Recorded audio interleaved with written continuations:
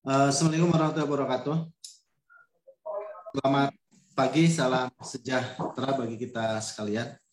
Yang saya hormati kabar keuangan, kabar perencanaan, para kasubag, ada Bu Ami, Kepala UPBJ, Pak Ares. Alhamdulillah pada kesempatan siang hari ini dapat silaturahmi pada ruang Zoom sesuai dengan agenda yaitu pembahasan raperwal kerjasama BUD. Bapak Ibu sekalian, saya tadi ditelepon Pak Direktur bahwa agar pembahasan raperwal kerjasama BUD itu dilakukan secara cepat karena terkait dengan segera implementasi beberapa kerjasama seperti yang kemarin sudah disampaikan pada Zoom meeting sebelum libur. Teman-teman sekalian, mari kita coba pelajari. Ini adalah isi daripada Permendagri 79 tahun 2018 terkait dengan kerjasama. Nah, jadi pada pasal 90 di sini kan disebutkan bahwa BLUD dapat melakukan kerjasama dengan pihak lain untuk meningkatkan kualitas dan kuantitas pelayanan. Nah, sehingga dasar kerjasama kita mengacu ke sini, yaitu dalam rangka meningkatkan kualitas dan kuantitas pelayanan. Jadi semua jenis kerjasama kita itu selalu dikaitkan untuk meningkatkan kualitas dan kuantitas pelayanan. Hemodialisa kita akan kerjasama, berarti kan kaitkan connect dengan meningkatkan kualitas pelayanan. Kerjasama dilakukan berdasarkan prinsip efisiensi, efektivitas, ekonomis, dan saling menguntungkan. Ini adalah dasar dari kerjasama, prinsip-prinsipnya. Prinsip saling menguntungkan sebagaimana dimaksud pada ayat 2 dapat berbentuk finansial dan atau non-finansial. Artinya bahwa ini adalah yang harus kita pedomani dan ini yang harus kita tuangkan dan atur lebih detail dari isi pasal 90 baik ayat 1, ayat 2 maupun ayat 3. Pada pasal 91, nah bahwa kerjasama dengan pihak lain sebagaimana dimaksud dalam pasal 90 meliputi kerjasama operasional dan pemanfaatan barang milik daerah. Nah, berarti ini yang harus kita definisikan diurang di kita, kerjasama operasional itu apa saja. Tadi dalam rangka tujuannya tetap kita harus kembali lagi ke meningkatkan kualitas. Kerjasama operasional apa dalam rangka meningkatkan kualitas pelayanan atau kuantitas pelayanan. Yang kedua adalah pemanfaatan barang milik daerah.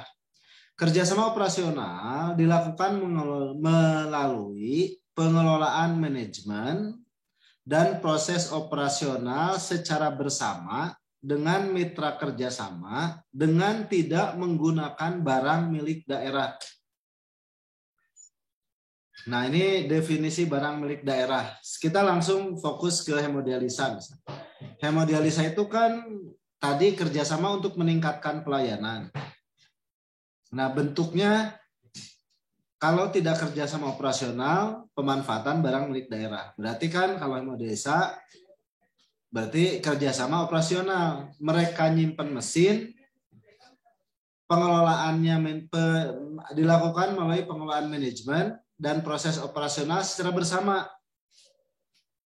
Mesinnya dijalankan oleh perawat kita, oleh dokter kita, jadi secara bersama dengan mitra kerjasama.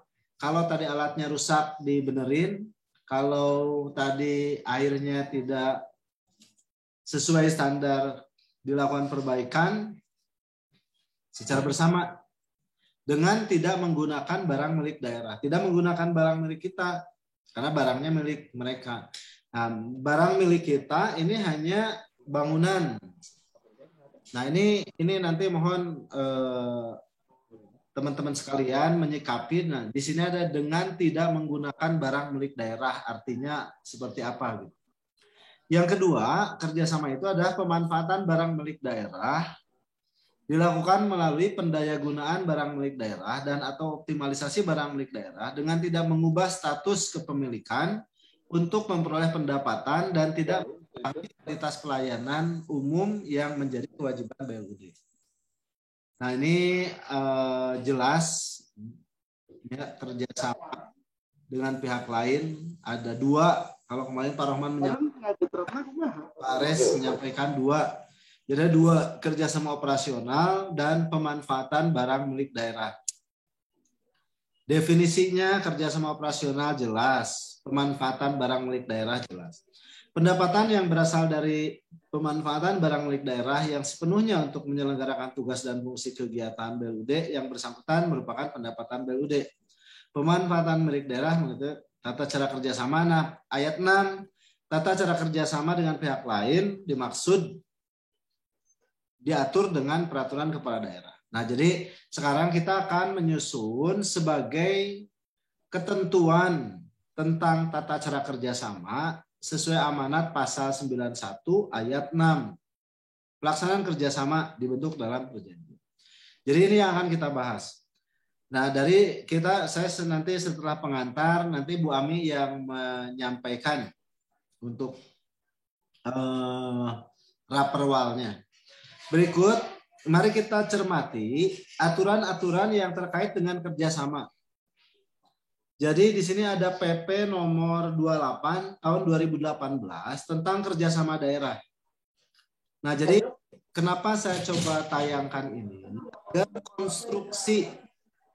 konstruksi kerjasama BLUD itu tidak terlalu berbeda dengan ketentuan yang mengatur kerjasama daerah. Ada PP nomor 28 tahun 2018, teman-teman sekalian. Ini isinya adalah seperti ini. Nah, yang pertama ada tahapan. Nah, tahapan dan dokumen kerjasama. Pasal 6, penyelenggaraan KSDD. KSDD itu adalah kerjasama daerah dengan daerah.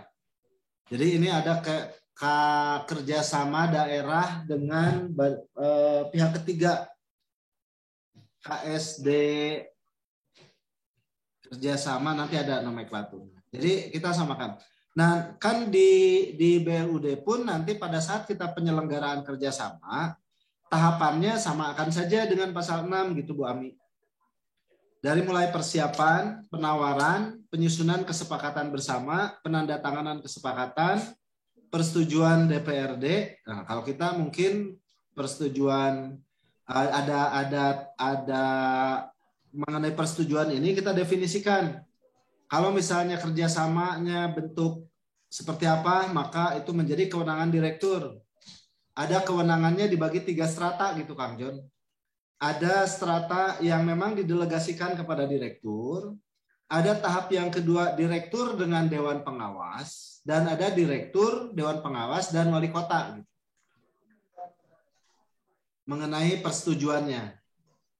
Nah itu ya, jadi jangan kewenangannya semua ada di kewenangan direktur, tapi ada tiga tahap, bukan tiga tahap. Tiga bentuk kewenangan. Kewenangan.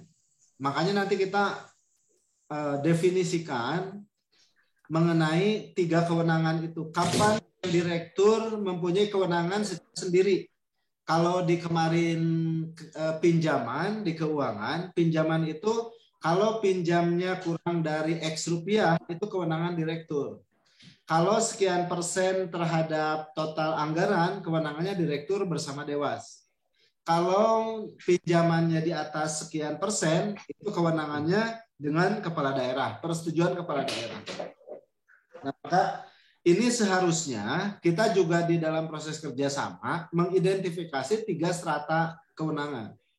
Ada kerjasama yang boleh langsung oleh direktur, tidak perlu persetujuan Dewas.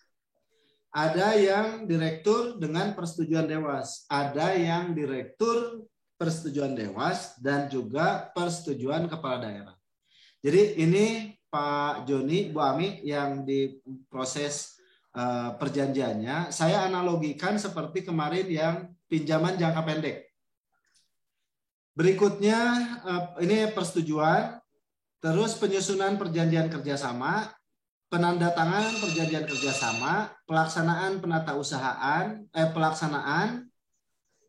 usahaan dan pelaporan. Nah, jadi ini adalah urutan tahapan perjanjian kerjasama yang menurut saya ini sudah ada di PP-nya, sehingga kita tinggal patuhi saja langkah-langkah ini. Nah, kerjasama dengan pihak ketiga atau disebut KSDPK, berarti kan kita kerjasama KS Blood PK gitu.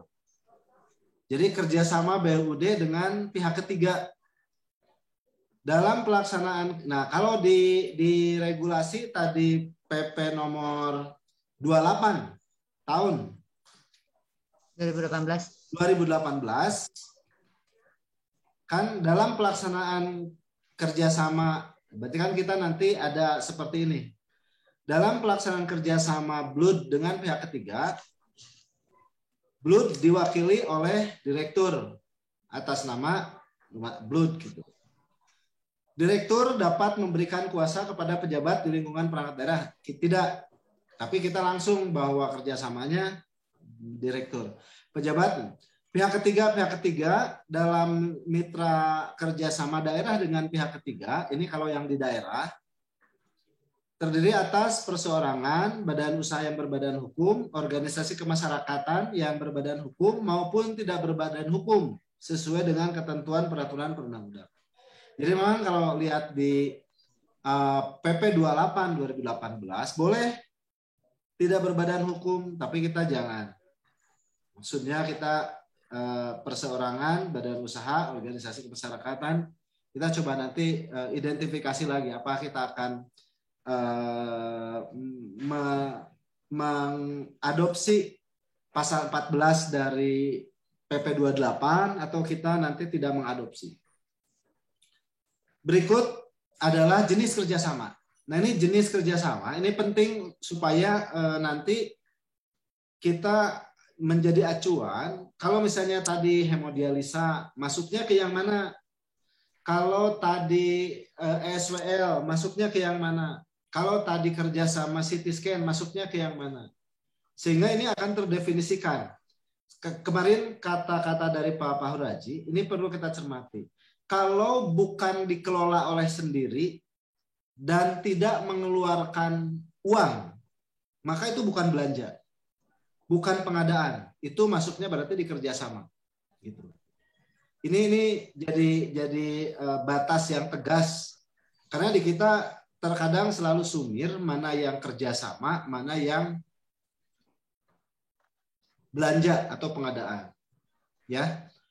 Kerja sama daerah dengan pihak ketiga, nanti kita buat analoginya KS Blood PK, kerjasama BLUD dengan pihak ketiga meliputi kerjasama dalam penyediaan pelayanan kesehatan, kalau di kita berarti kerjasama dalam pengolahan aset untuk meningkatkan nilai tambah yang memberikan pendapatan bagi Blood, parkir ya tah. Ada kerjasama investasi, atau kerjasama lainnya yang tidak bertentangan dengan ketentuan perundang-undangan, tidak terbatas pada, nah, kemarin kata-kata dari Pak Fahru, tidak terbatas pada, maka itulah diuraikan kerjasama lainnya itu supaya kita mempunyai dasar hukum pada saat kita melakukan kerjasama yang tidak termasuk di A, B, C, semua ada termasuk di D. Kerjasama lainnya yang tidak bertentangan dengan ketentuan peraturan perundang-undangan, tidak terbatas pada ini. Ya, seperti itu. Kerjasama daerah dengan pihak ketiga dilaksanakan sesuai dengan peraturan perundang-undangan, kerjasama dengan badan usaha dalam penyediaan infrastruktur, kerjasama dengan barang jasa yang dilaksanakan dengan ketentuan peraturan perundang-undangan. Kalau kerjasama itu seperti itu. Kalau yang pengadaan, kita kan tadi bukan pengadaan. Objek, nah maka nanti pun di Raperwal itu kurang lebih konstruksinya sama nih Bu Ami. Ada objek kerjasama meliputi urusan kesehatan, berarti yang di kita daerah menetapkan kualitas dan dapat melaksanakan mengatasi kondisi darurat. Nah, kalau kita misalnya nanti apa? Jadi objek kerjasama itu implementasinya di dalam perwal kita seperti apa gitu? Objek kerjasama itu supaya kita tidak apa saja yang diperbolehkan kerjasama, apa yang tidak. Nah, ini adalah mengenai studi kelayakan. Jadi yang namanya kerjasama itu selalu ada studi kelayakan. Karena kan tadi untuk menjawab apa? Untuk menjawab amanat dari pasal 90, yaitu kerjasama dapat dilakukan untuk meningkatkan kualitas pelayanan, untuk meningkatkan kuantitas pelayanan. Nah, maka untuk menjawab itu tertuanglah di dalam studi kelayakan. Jadi ini kalau misalnya sekarang kita buat studi kelayakan untuk kerjasama hemodialisa, seperti itu. Jadi tetap karena di PP 28 2018, nah ada studi kelayakan. Dalam hal prakarsa dilaksanakan oleh pihak ketiga, nah jadi seperti ini. Kerjasama itu ada yang diprakarsai oleh rumah sakit, ada yang diprakarsai oleh pihak ketiga. Misalnya contoh gini, rumah sakit tidak memprakarsai, tapi adalah pihak penyedia yang menginginkan kerjasama dengan rumah sakit. Nah ini 18. Dalam hal prakarsa kerjasama berasal dari pihak ketiga, maka pihak ketiga harus memenuhi kerjasama. Pihak ketiga harus memenuhi terintegrasi secara teknis, layak secara ekonomi dan finansial. Pihak ketiga yang mengajukan prakarsa memiliki kemampuan keuangan yang memadai. Nah, kalau kerjasamanya yang memprakarsainya pihak ketiga, maka pemrakarsa lah yang harus menyusun studi kelayakan. Kalau prakarsanya dari rumah sakit, maka rumah sakit yang menyusun studi kelayakan. Jadi seperti ini. Ini tahapannya mutatis muntadis tadi dengan pasal 6. Untuk dokumen kerjasama ada hak kewajiban, jangka waktu, penyelesaian perselisihan, sanksi. Nah terakhir saya ingin menjelaskan tentang Permendagri 22 tahun 2020. Jadi kan tadi saya coba jelaskan dulu Permendagri 79 2018, terus PP 28 2018, terus Permendagri 22 2020. Supaya apa? Supaya kerangka pikir kerjasamanya nyambung dengan regulasi-regulasi di atasnya. Permendagri 22 tahun 2020 tentang kerjasama daerah dengan daerah lain dan kerjasama daerah dengan pihak ketiga. Karena ada juga Permendagri nomor 25 tahun 2020 tentang kerjasama dengan luar negeri. Nah, dalam hal prakarsa kerjasama daerah dengan pihak ketiga, tetap tuh studi kelayakan itu ada. Nah, maka kita pada saat penyusunan kerjasama nanti di tahapan yang di Bu Ami, yang kemarin draftnya sudah disusun, itu mengakomodir hal-hal kebijakan seperti yang ada di sini. Dalam hal prakarsa berasal dari pihak ketiga, tadi sama bahasanya. Ini mengenai studi kelayakan. Terus studi kelayakannya seperti apa? Ini paling sedikit. Jadi ini nanti bisa ditiru atau bisa dipedomani pasal 27 ini untuk studi kelayakan. Supaya jelas sebelum kita menjalankan. Tahapannya ini sama. Kita kadang-kadang lupa di pelaporan. Ya, pelaporan. Yang lain-lain ini biasanya sudah oke. Nah, jadi itu saja yang ingin saya sampaikan kepada teman-teman sekalian. Sebelum masuk ke sesi pembahasan raperwal oleh Bu Ami, apakah ada hal yang ingin didiskusikan?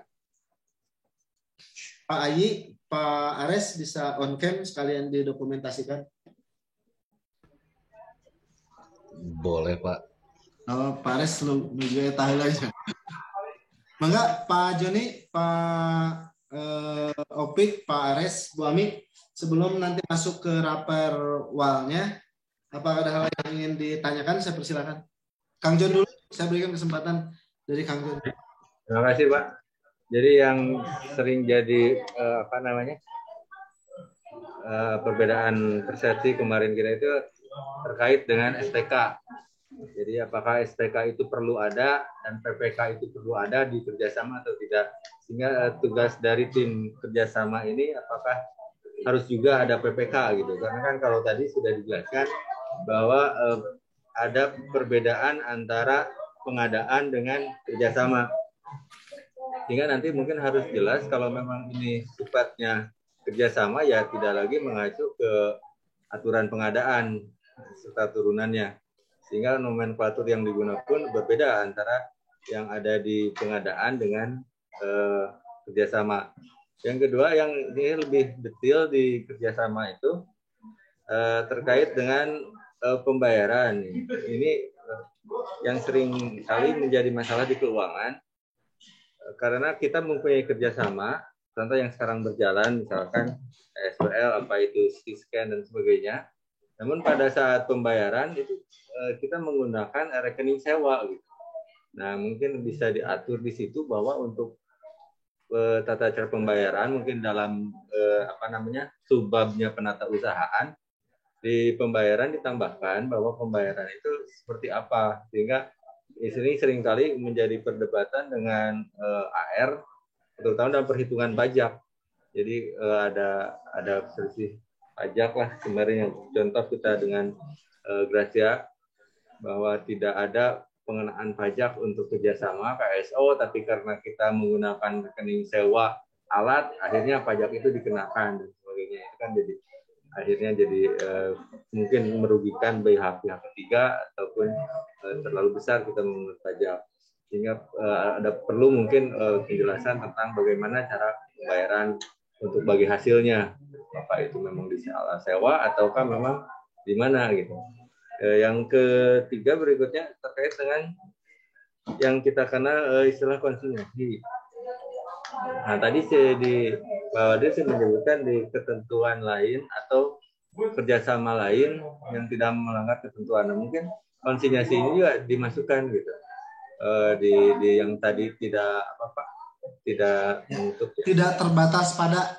Nah, dalam tidak terbatas pada itu ada bab tersendiri atau ada pembahasan sendiri terkait dengan konsinyasi yang secara detail mungkin bisa disebutkan di sana seperti apa. Sementara itu Pak Wadir. Oke. Ya, terima kasih Kang John. Jadi memang kita berbeda.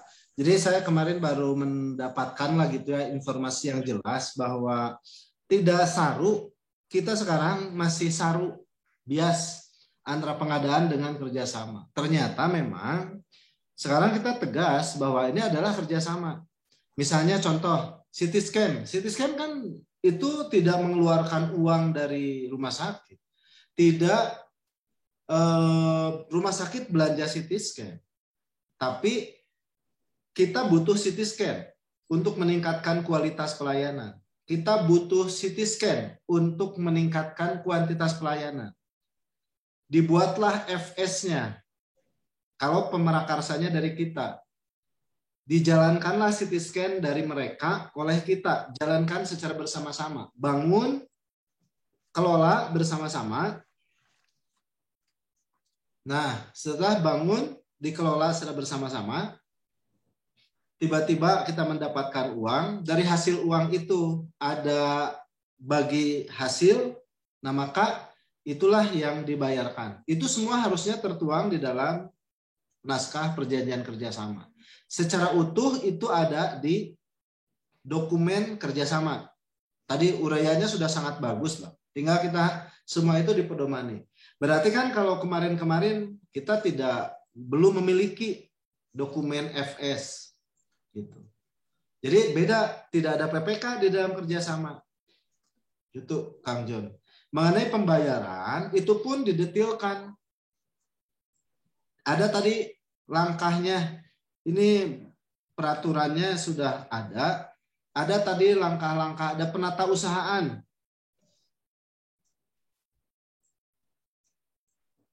Nah,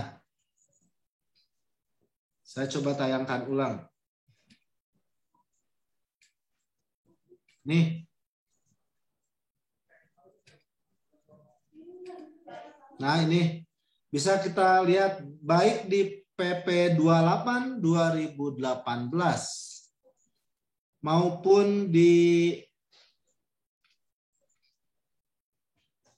Permendagri 20 tahun 2020 tetap langkah-langkahnya sama tahapannya. Di sini ada tahapan penatausahaan. Di tahapan penatausahaan inilah kita bagaimana mencatat kerjasama. Bagaimana tadi proses pembayaran kerjasama. Jadi memang detail. Jadi ini semua kita cantumkan di dalam perwal yang saat ini sebentar lagi akan ditayangkan oleh Bu Ami. Terakhir yang ketiga, barusan Pak Joni menyampaikan adalah terkait tadi dengan penatausahaan, terus termasuk juga tadi bagaimana akun AR pajak. Nah ini juga bila pada awalnya sudah tertuang di dalam studi kelayakan, di dalam dokumen-dokumen pentahapan, maka ini akan menjadi jelas.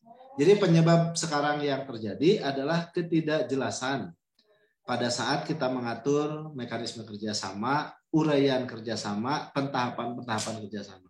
Satu lagi barusan yang terkait dengan tidak terbatas pada, ya tadi. Kemarin kata-katanya dari Pak Pahlur Raji itu seperti itu, tidak terbatas pada. Nah, di sini misalnya kita bisa melihat tadi apa saja yang dikerjasamakan. Nah, mengajukan untuk pelaksanaan mana tadi?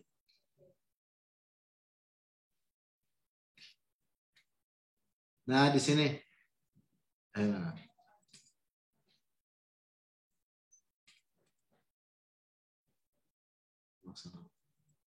Objek di jenis kerjasama. Nah, kerjasama ini kerjasama lain yang tidak bertentangan dengan ketentuan peraturan perundang-undangan, tidak terbatas pada. Nah, nanti yang kita detailkan untuk di kita ini banyak sekarang perjanjian-perjanjian kerjasama yang bukan belanja. Kalau kemarin kan jelas kalau misalnya kita sewa AC, kalau kita pemeliharaan AC, pemeliharaan kendaraan itu bukan kerjasama. Itu pengadaan jasa, pengadaan perusahaan yang kompeten untuk pemeliharaan AC, untuk pemeliharaan misalnya kendaraan, itu bukan kerjasama, tapi itu adalah pengadaan.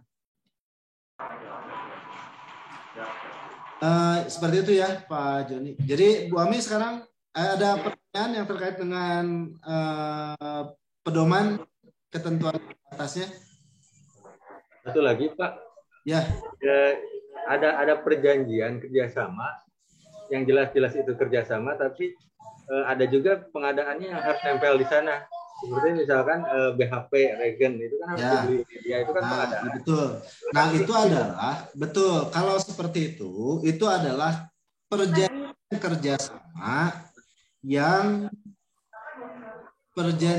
kerjasama yang diikuti dengan pengadaan. Jadi seperti gini, mereka hemodialisa kemarin masuknya di Pak Pahlur Raji itu opsi ketiga. Jadi kita tidak belanja mesin hemodialisa. Mesin hemodialisa disediakan oleh penyedia, tapi kita ada kewajiban membeli consumable. Maka itu adalah gabungan dua ruang lingkup kerjasama iya, dan kita terikat dengan pengadaan. Jadi nanti pengadaannya di backup. Jadi connect antara perwal pengadaan dengan perwal kerjasama. Jadi kita pengadaannya ada pengadaan yang diakibatkan dari proses kerjasama. Gitu. Seperti misalnya kita kerjasama tadi pelayanan, nyimpan mesin analisa gas darah misalnya. Ujung-ujung kita membeli reagen. Nah, pengadaan reagen itu adalah pengadaan yang diakibatkan dari proses kerjasama. Seperti itu, Kang John kemarin. Gini Pak, kan memang definisinya akan dibedakan ya Pak. Salah satunya tentang studi kelayakan atau KAK itu. Sehingga kedepannya itu Ada Nggak, studi maksudnya gini, kelayakan, ada kalau KK. pengadaan barjasma kita tetap kakak gitu loh Pak. KK Tapi kalau kalau kerjasama istilahnya studi kelayakan. ada Sehingga kayak tadi hemodialisa, kalau saya pikir nih Pak, boleh bisa salah bisa benar. Kalau saya pikir kayak hemodialisa tadi, semua bahannya itu sebenarnya sudah disediakan juga oleh penyedia gitu loh Pak. Menurut studi kelayakannya nanti, sehingga kita hanya bagi hasil.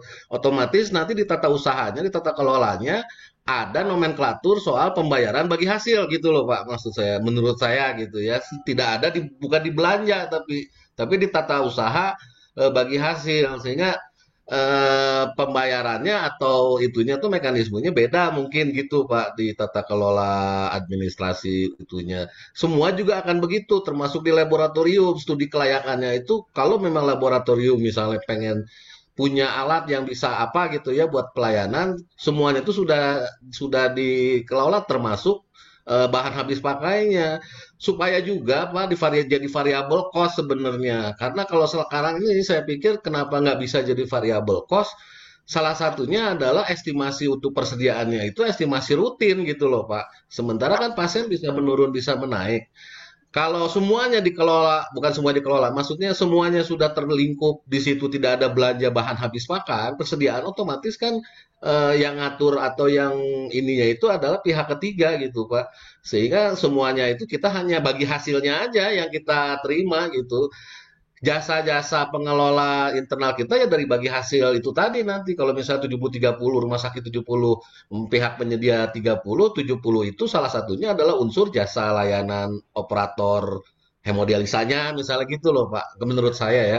Sehingga bisa nanti istilah-istilah itu juga, kalau kerjasama ya berarti studi kelayakan, kalau pengadaan barjas KAK, kerangka acuan kerja.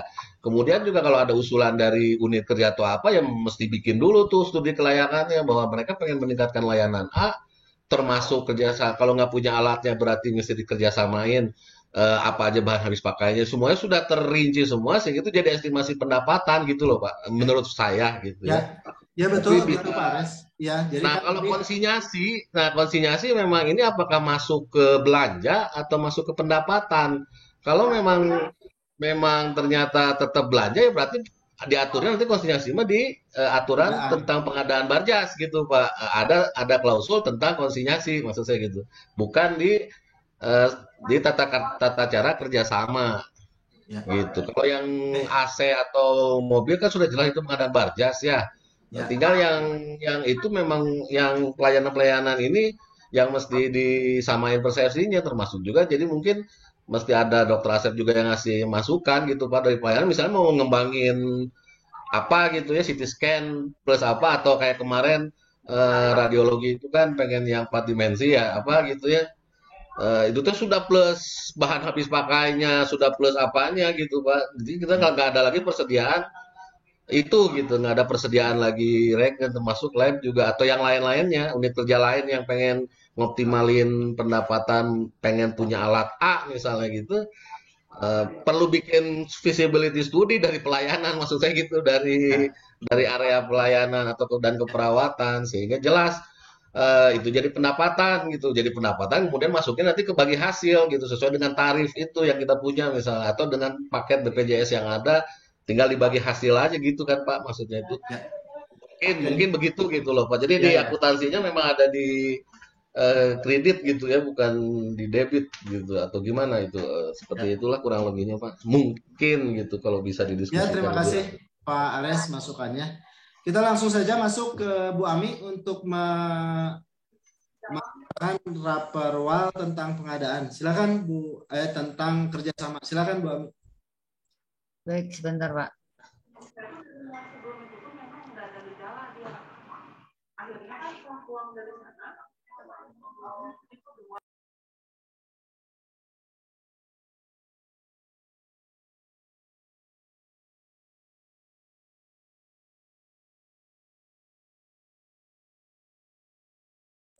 Sudah kelihatan Bapak dan Ibu? Sudah. Bapak-bapak.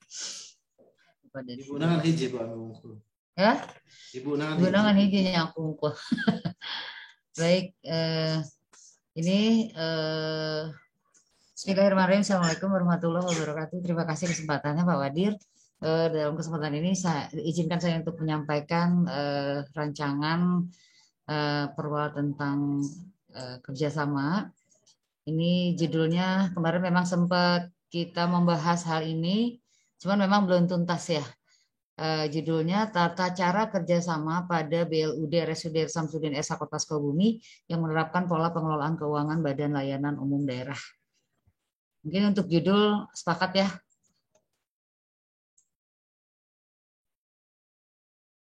Nah ini saya bacakan aja biar ini bahwa berdasarkan ketentuan pasal 90 dari Permendagri 91 tadi ta.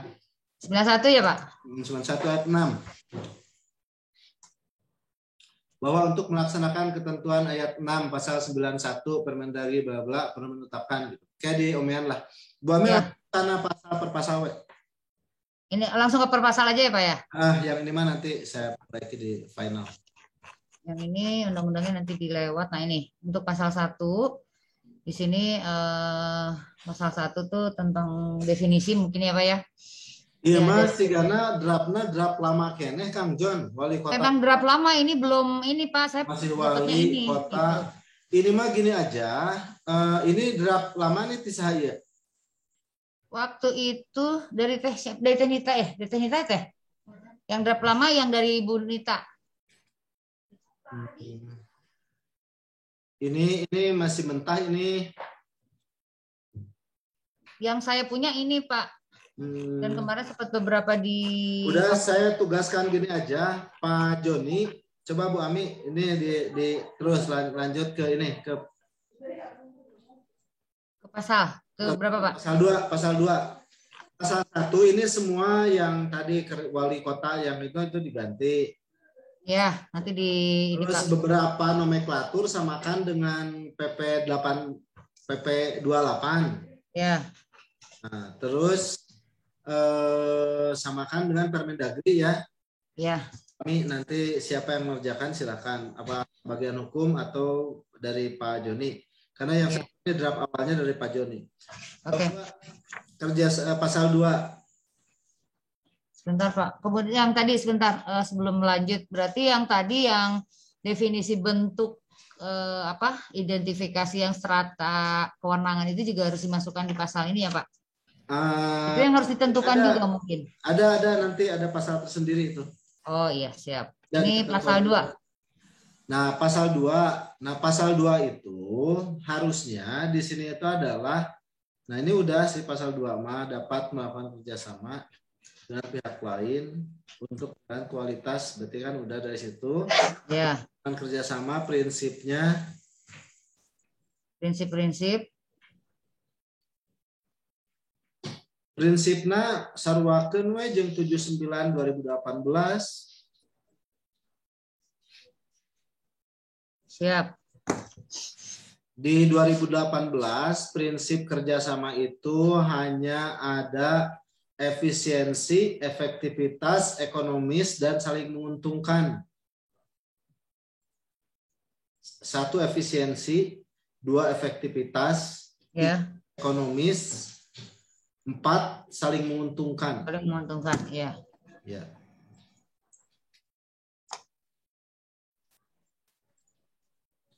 Dalam melaksanakan kerjasama sebagaimana akan. Nah ini mengenai tim kerjasama ini gimana nih Pak? Nah ini coba ke atas dulu. Kan tadi yang di bawah, yang di bab 2 itu adalah kerjasama BLUD. Nah sebetulnya ini itu tujuan atau prinsip kerjasama, atau di sini tujuan dan prinsip. Ini ya? Nanti coba ya, tujuan dan prinsip kerjasama. Apakah seperti itu? Tujuan dan prinsip kerjasama. Jadi ini mah udah aja tujuan dan prinsip kerjasama. Nah baru nanti pada saat langkah-langkah pentahapannya samakan dengan yang tadi. Nah jadi jangan tadi kerjasama langsung di sininya udah langsung tujuan dan prinsip-prinsip. Tujuan prinsip-prinsip. Jadi belum laksi di sini menceritakan tim kerjasama. Ya. Terus ayat 5 ayat pasal. Nah ini, nah Udah dipecahkan aja dulu Bu Ami itu nanti. Ini apa ya? Gitu aja. Terus ayat 4. Ayat 5 juga. Itu juga. Nah, baru di situ ada. Nah, biasa Pak Joni. Pak Joni kemarin samakan dengan ini aja. Dengan yang pinjaman jangka pendek. Terus Bu Ami ke pasal 3 coba. 3. Tentang tim ini. Pasal 3. Nah, baru di sini dulu masuk ke tim, tapi masuk ke langkah-langkah. Nah, pan setelah langkah-langkah, kayak orang kudu kumaha, kudu nunjuk tim gitu. Jadi seperti itu. Terus Ini, coba berarti pasal 3 tentang langkah-langkah ya Pak maksudnya? Tahapan. Ini tentang tahapan. Tahapan. Nanti tahapannya mengacu ke yang itu ya. Lanjut terus. Nanti ini mah isinya mah diperbaiki. Ya. Bab 3 pasal 4. Terus pasal 4 ini bentuk kerjasama. Bentuk kerjasama. Terus nah ini bentuk kerjasama nanti yang tadi ada di situ ya. Antara bentuk kerjasama ataupun objek kerjasama tadi ada di pasal ada di Permendagri 22 ya 20 sama yang PP tadi 28 2018. Nah, nanti yang tidak terakomodir tadi yang Pak Joni sarankan tidak bahasa dari Pak Fahru Rajinya tidak terbatas pada bla bla bla gitu ya Bu Ami. Ya. Pasal 5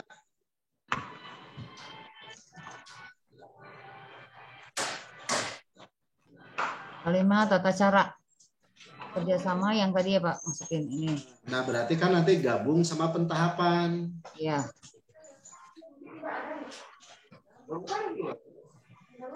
Nah ini langkah-langkahnya samakan ya. Di sini nggak ada penata usahaan. Ya. Nah jadi baru nanti laporan kerjasama. Nanti harus ada laporan kerjasama. Pasal 6.